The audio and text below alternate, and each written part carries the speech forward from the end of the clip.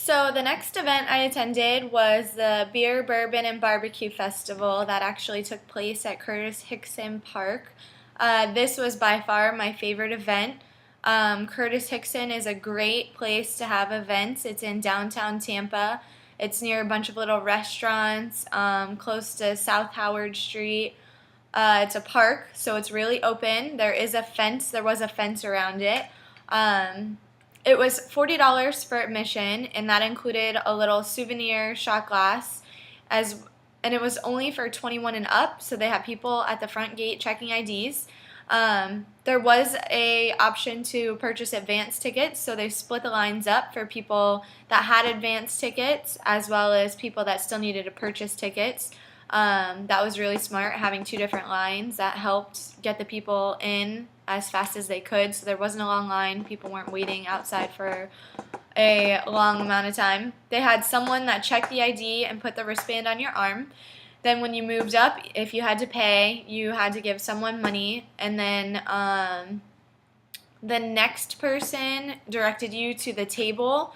So right when you walked in, to the left, there was a tent set up, and that's where they had all the souvenir glasses.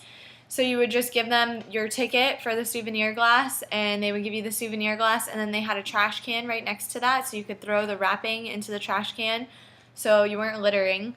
Then straight ahead, there were three different big white canopy tents, and under these tents, they had different beer stations in them, different beer and different whiskey. So there was the three main tents, and that had all the drinks under it, and then all the tents on the left-hand side were all the food tents. Each food tent had something different. One was barbecue, one was fried food, and one was like mojo pork. And they all had labeled on the outside what they had at that specific tent, as well as how much the food prices were. Under the beer drinking tents, they did have lines. Each line had two different selections of beers. It would tell you the name of the company, the type of beer.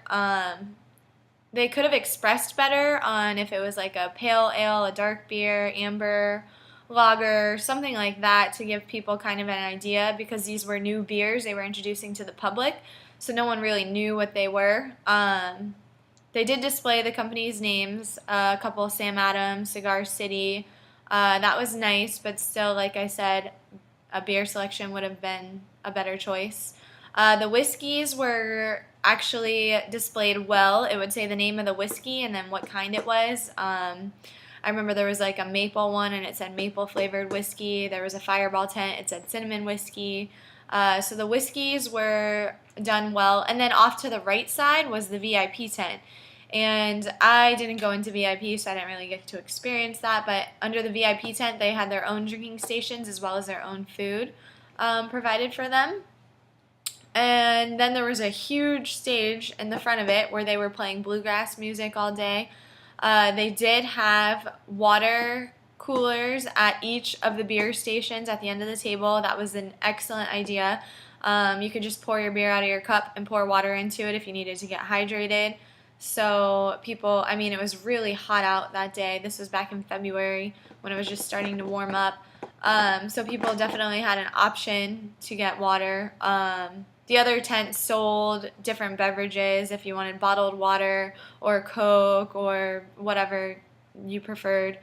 All in all, I really thought this was a great event. They had the food, they had the bourbon, they had the beer. You didn't have to wait too long in the beer lines. It was only a sample taste of beer, which made it good because then people weren't getting overly intoxicated at the event.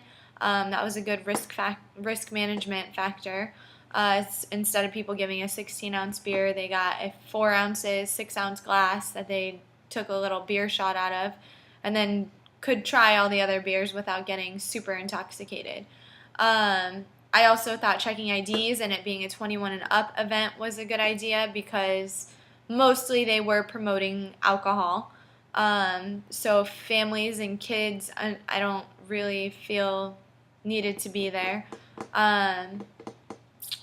And as far as the barbecue selection, I feel like there could have been a better selection. There was only 2 or 3 tents there with barbecue.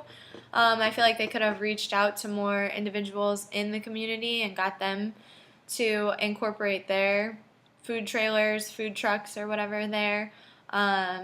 Help get the word out about their restaurants in our local community.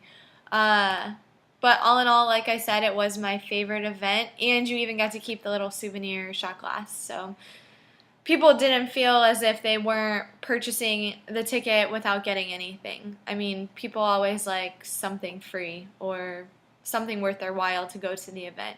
So I thought that was a neat little idea, and it was plastic, so if people stepped on it or broke on it, it wasn't gonna hurt anyone. It wasn't like glass.